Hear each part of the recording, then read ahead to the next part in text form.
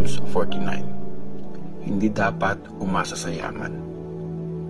Kinumpose ng angkan ni Korah para kantahin ng song leader. Makinig kayong lahat. Makinig lahat ng tao sa mundo. Kayong lahat, may kapangyarihan o wala, mayaman o dukha. Ang sasabihin ko ay puno ng karunungan. Ang mga iniisip ko ay magbibigay ng kaalaman. Papakinggan kong mabuti ang mga kasabihan. I-explain ko ito habang tumutugtog ng harp. Manganib man ang buhay ko, di ako matatakot kahit makorner pa ako ng mga kaaway. Mga taong kampante kasi may pera sila. Ang yayabang kasi napakayaman nila. Hindi mabibili ang buhay ng tao. Di yun kayang bayaran sa Diyos. Napakataas ng presyo ng buhay. Kahit magkano pang ibayad, di pa rin sapat para di na mamatay ang isang tao at forever siyang mabuhay. Alam nating mamamatay ang matalino. Ganon din ang bobo at ang siraulo.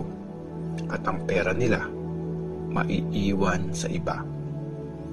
Kung saan sila nilibing, doon na sila titira forever.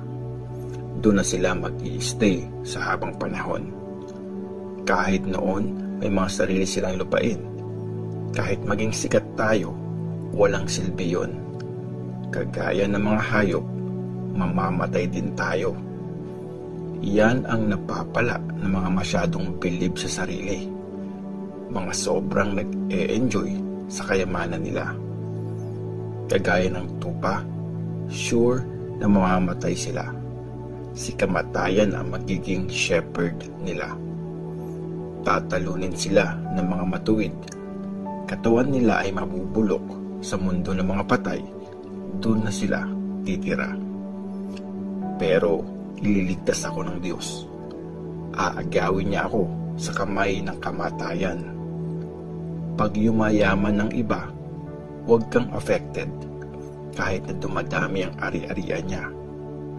Di niya yon madadala pag namatay na siya. Hindi sasama sa libingan ang kanyang mga yaman. Kahit kontento na ang tao sa buhay niya at pinupuri dahil successful siya. Mamamatay din siya gaya ng ancestors niya at hindi na nila makikita ang liwanag. Kahit maging sikat tayo, walang silbi yun. Kagaya ng mga hayop, mamamatay din tayo.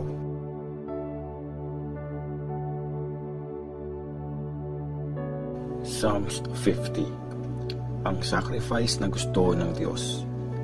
Kanta ni Asaph. Si Lord, ang dakilang Diyos, ay nagsasalita. Tinatawag niya ang lahat mula sa east hanggang sa west. Mula sa Zion, ang city na perfect sa kagandahan. Mula doon, ang Diyos ay nagniningning, nagliliwanag. Heto na, dumarating ang Diyos natin. Hindi basta-basta ang kanyang pagdating. Nagliliyab na apoy, nasa harap niya. Malakas na bagyo, nasa paligid niya. Tinatawag niya ang langit at ang lupa para maging witness pag hinatulan niya ang kanyang bayan. Sabi niya, iharap niyo sa akin ang faithful kong bayan. Sila yung nag-offer ng sacrifice nung gumawa kami ng kasunduan. Dinideclare ng langit na ang Diyos ay ang judge at matuwid siya kung humatol.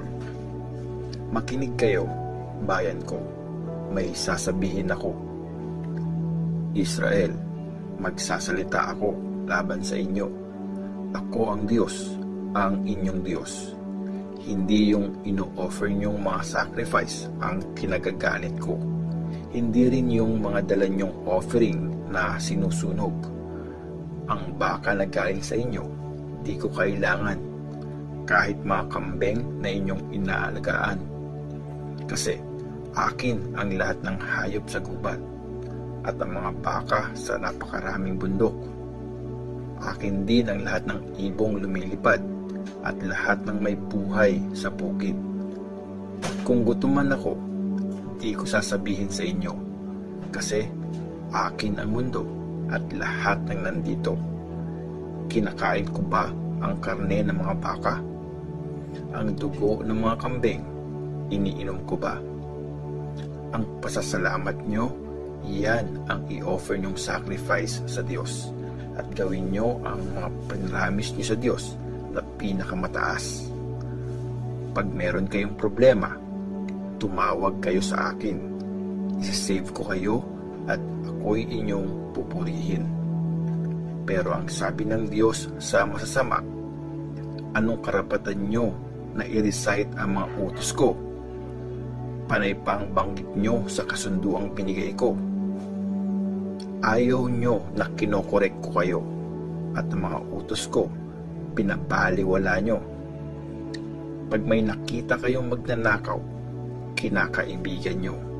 Tapos, binabarkada nyo pa yung mga nangangaliwa. Puro masama ang lumalabas sa bibig nyo. Yang dila nyo, napakagaling manloko. Mga kamag-anak nyo, hinahanapan nyo ng mali. Sinisiraan nyo sarili nyong kapatid. Nung ginawa nyo ang mga ito, nanahimik lang ako. Feeling nyo tuloy, kagaya nyo na ako. Pero ngayon, pagsasabihan ko kayo, didiretsuhin ko na kayo. Kayo mga bumabaliwala sa Diyos, tandaan nyo ito. Kung hindi, tuturugin ko kayo at walang magsasave sa inyo. Ang sacrifice na nagbibigay ng honor sa akin ay ang pusong nagte-thank you. Ililigtas ko yung mga namumuhay ng matuwid. Psalms 51. O Diyos ko, sorry po. Para sa song leader, kanta ni David after siyang pagsabihan ni Prophet Nathan tungkol sa kanila ni Bathsheba. O Diyos ko, wagas ang pag-ibig mo, maawa ka sana sa akin. Ang bait mo, Lord, talagang maawain. Mga kasalanan ko, sana burahin. Linisin mong mabuti lahat ng masama sa akin. Mga kasalanan ko, iyong alisin. Alam ko yung mga maling ginagawa ko. Lagi akong nagigilty sa mga kasalanan ko. Nagkasala ako sa iyo, Lord. Sa iyo lang nagkasala. Yung masama sa tingin mo, yun pa ang ginawa ko. Kaya tama lang na i-judge mo ako. Tama lang na parusahan mo. Masama na ako nung ipinanganak. Talagang guilty na. Nasa tiyan pa lang.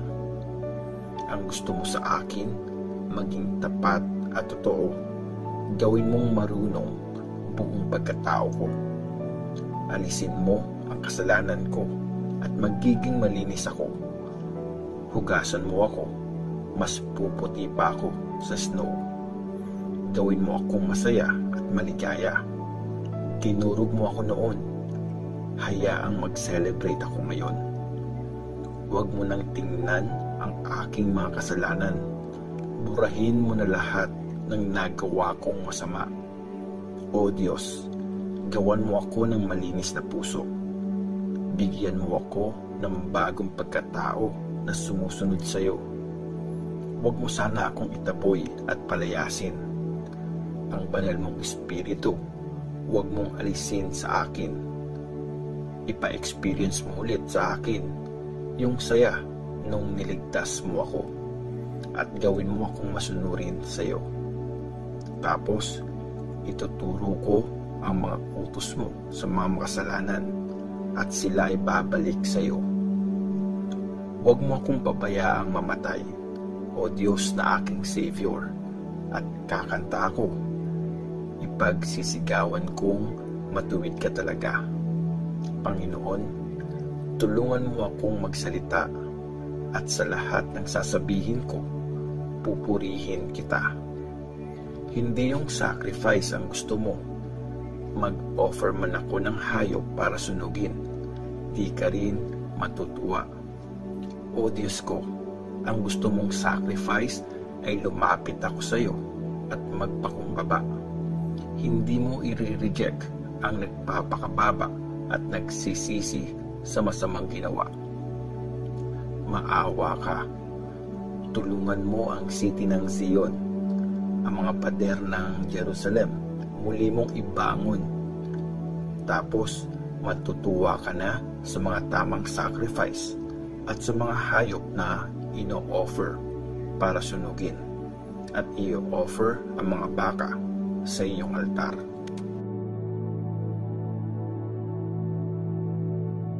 Psalms 52. Ang judgment sa masama. Para sa songwriter, tula ni David nung nagsumbong ang Edomite na si Doeg kay Saul, at sabi niya, pumunta si David sa bahay ni Ahimelech. Ikaw na taong malakas, proud ka pa talaga sa ginagawa mong masama? Di mo ba alam na laging tapat ang Diyos? Pinaplano mo kung paano sisirain ang ibang tao. Ang talas ng dila mo, mga sinasabi mo, puro imbento. Mas mahal mo pa ang masama kesa sa mabuti. Mas trip mong magsinungaling kesa magsabi ng totoo. Gustong gusto mo yung masasakit na salita. Sinungaling ka talaga. Pero ibabagsak ka ng Diyos. Never kang makakabangon. Kukunin ka niya at kakalad ka rin palabas ng bahay. Aalisin ka niya sa mundo ng mga buhay. Makikita yon ng mga matuwid at mangingilabot sila. Tatawanan ka nila at sasabihin, ganyan ang taong hindi sa Diyos umaasa. Instead, sa kayamanan siya nagtitiwala at umaasang masasave siya ng ginagawa niyang masama. Pero kagaya ko ang isang olive tree. Sa bahay ng Diyos, doon ako lumalago. Forever ako magtitiwala sa wagas na pag-ibig ng Diyos. O Diyos, forever ako magte-thank you dahil sa mga ginawa mo. Sa harap ng iyong bayan, isisigaw kong mabuti ka talaga.